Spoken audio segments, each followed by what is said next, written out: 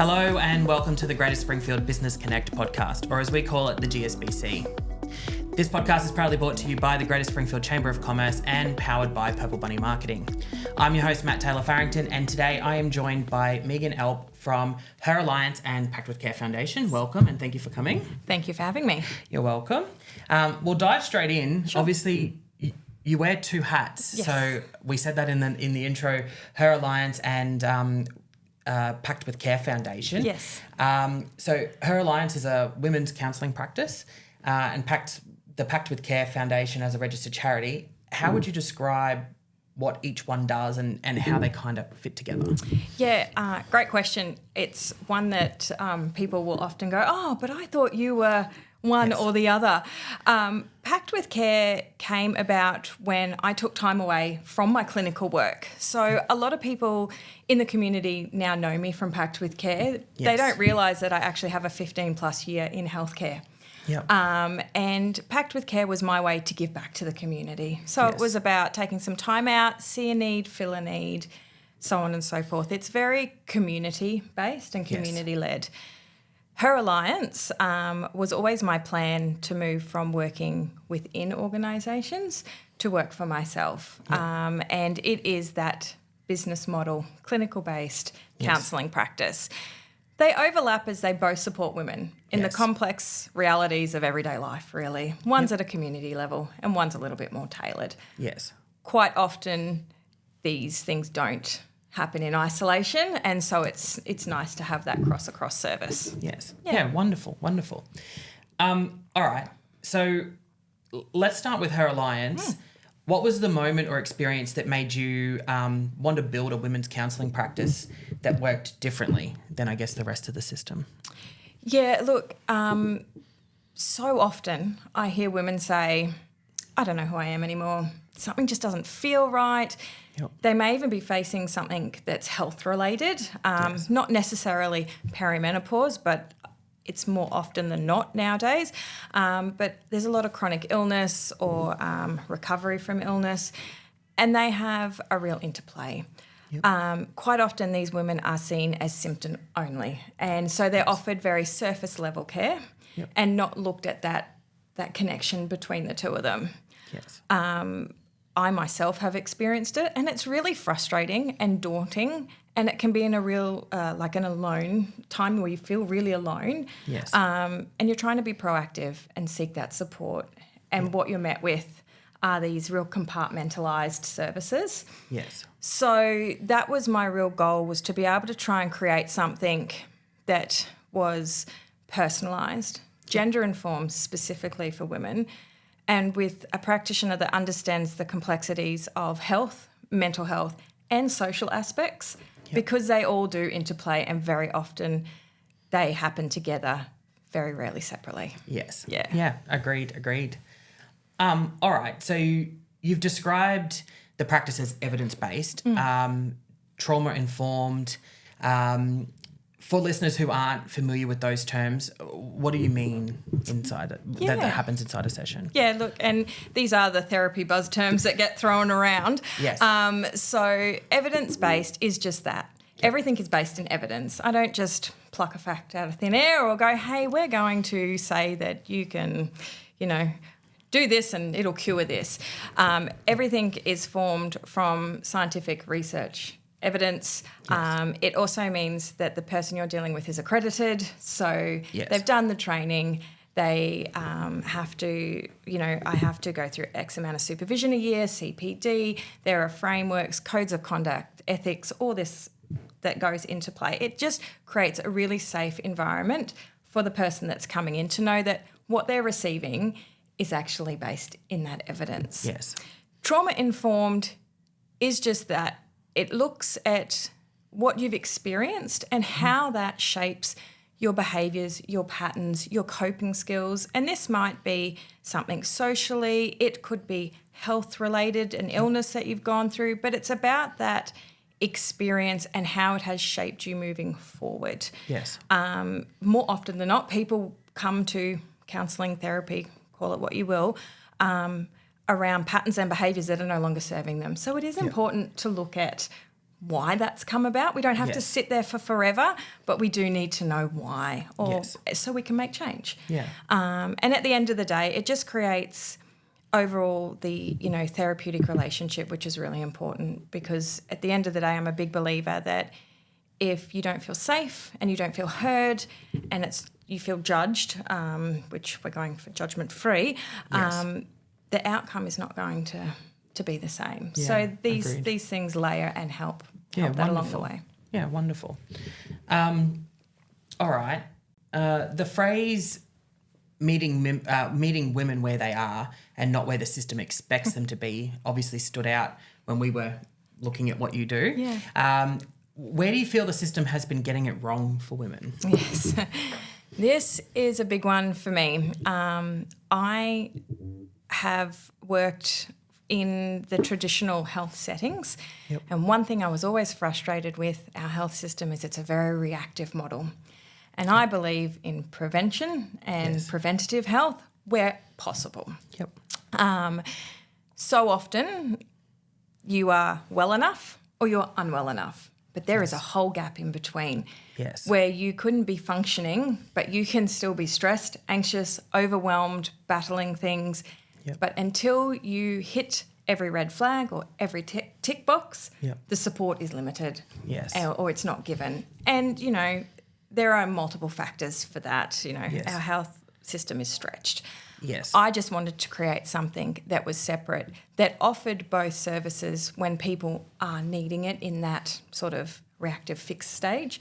But if they're in a prevention stage, I think people get very confused by counselling and think you need to have anxiety or you need to have this to seek that support. Yes. That's not the case. Yeah. You can know something's off or feel a little unsure. It can even be around communication skills. Women particularly don't use their voice. Yes. So being able to come and learn some techniques, we're not talking about voice coaching here, but, learning how to build that confidence within there might be all they need. And Yes. so, it was just about creating, I guess, that service that really does understand the everyday realities and Yes. not just the clinical care. Yeah, wonderful, wonderful. All right, so affordability and accessibility are also built into Her Alliance from day one. Yes. Why was that a non-negotiable for you? Yeah, look, it comes down to the cost of care is whether you're going to receive care, right? Yes. And I know myself, I'm guilty of it, and I know many women won't justify spending money on themselves. Yep. Right? Am I bad enough? Do I need it? The kids need this more, the house needs fixing, whatever. Yes.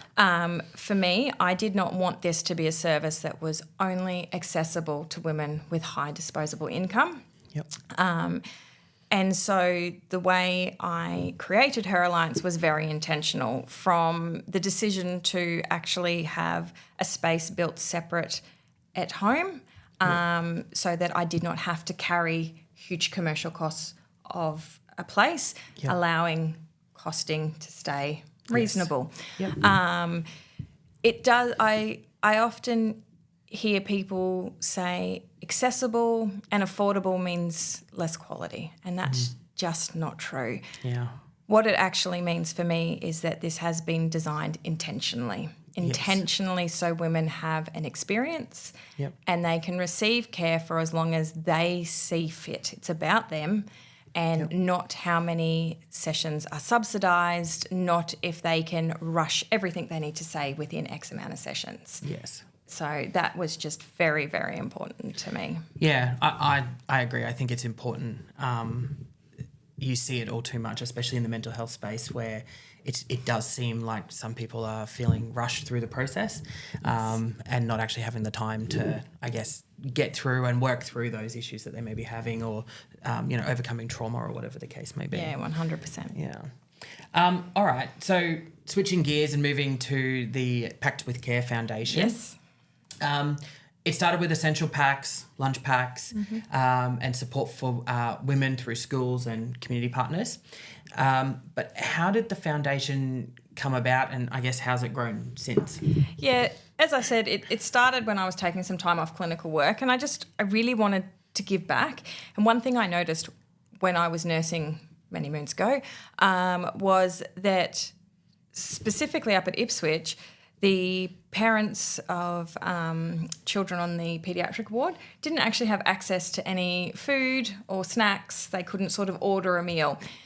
It seemed really small and simple, but I have 2 children, and I know when children are in hospital, you can't leave the bedside. Yes. You become hungry, you become stressed, your coping skills go down. So it was a very simple way to alleviate that.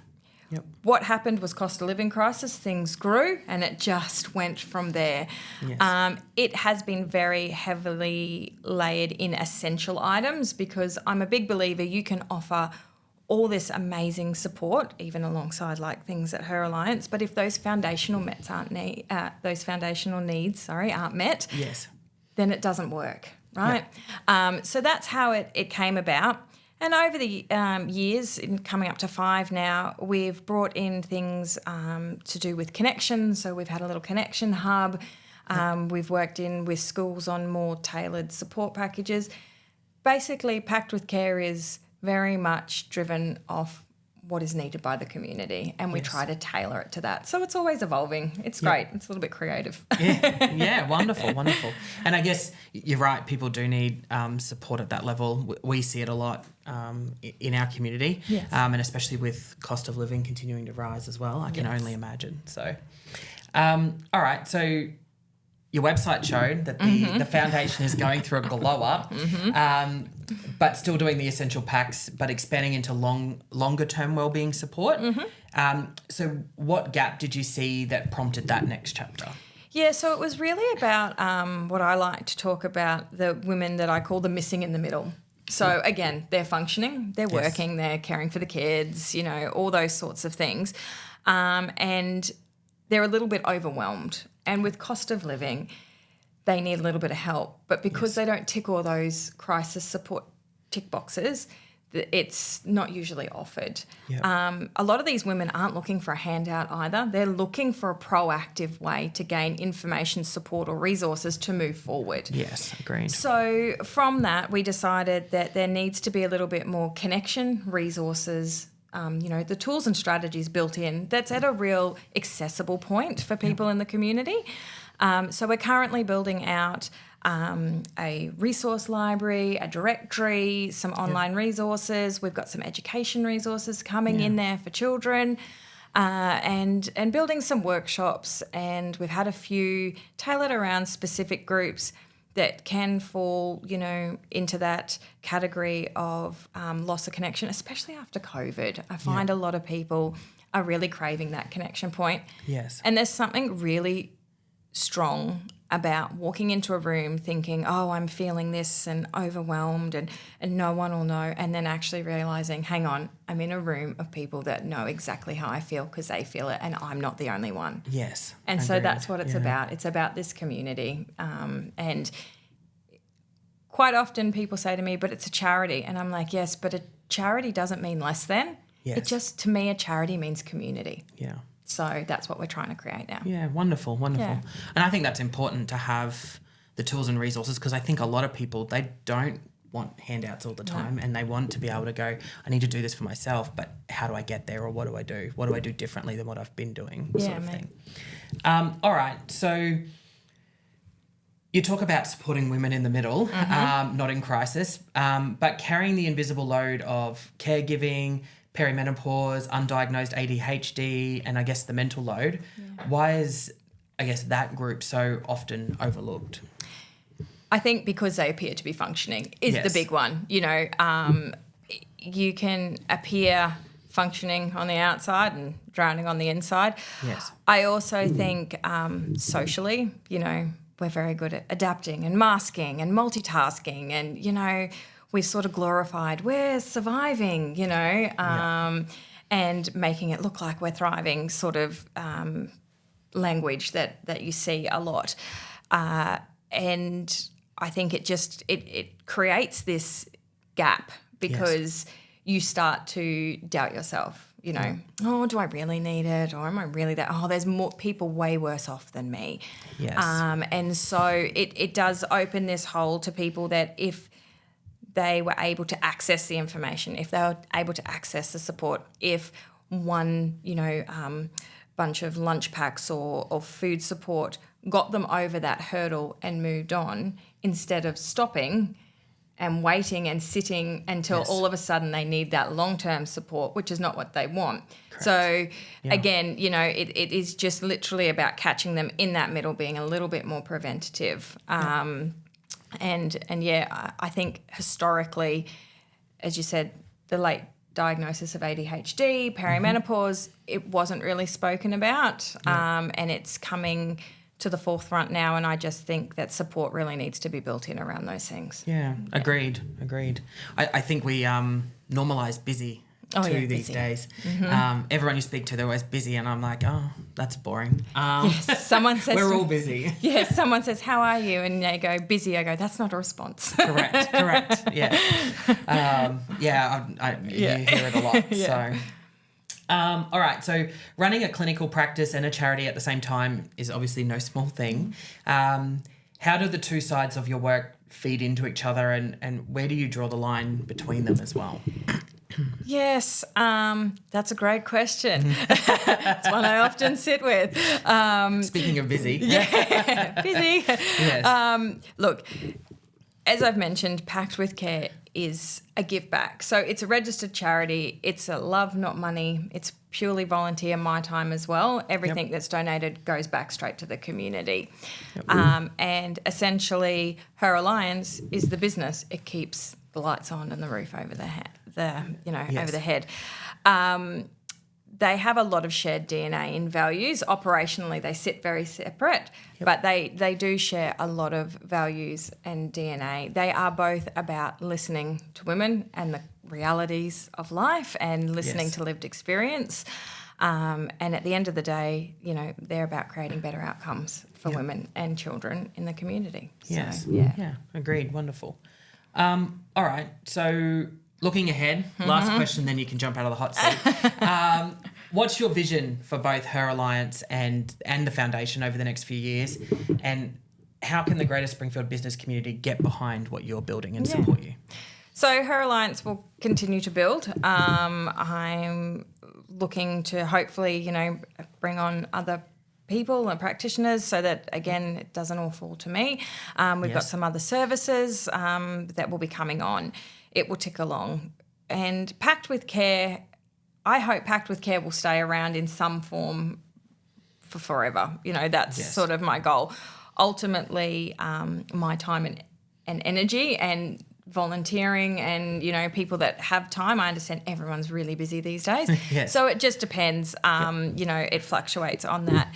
We are building out, as I mentioned, our directory. And so I would love to invite any businesses, sporting groups, community groups, anyone in the community that works with women or children that would like to be a part of that and just list it on the directory to reach out and let me know, because the more information we can put together in one spot about this, is great. That's a great way. We will be doing collection. We always do collection call-outs throughout the year. If your workplace would like to have a collection, please get in touch. We tend to do them now in sort of roll-out call-outs so that, space-wise, we're not storing and holding things that we don't need. We're very wary. There's a lot of charities out there, so we only like to take what we need when we need it. Yes. When I get the time, I pop up on socials and ask for that. And at the end of the day, spreading the message about the foundation is one of the biggest things that anyone can do, because you never know if you like a post or share a post, who else may see that actually needs some help. Yes. And that's what it's all about. Yeah. So, Agreed. Well, thank you for coming in. Thank you for having a chat. I told you it wasn't as nervy. You were fine. So perfect. Thank you. And thank you for tuning in to the latest episode of the GSBC podcast.